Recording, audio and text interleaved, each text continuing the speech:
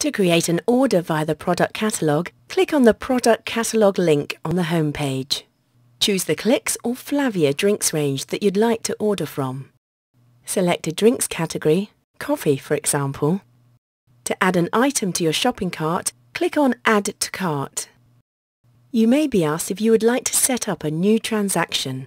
Choose Order and then click on the Create button to proceed.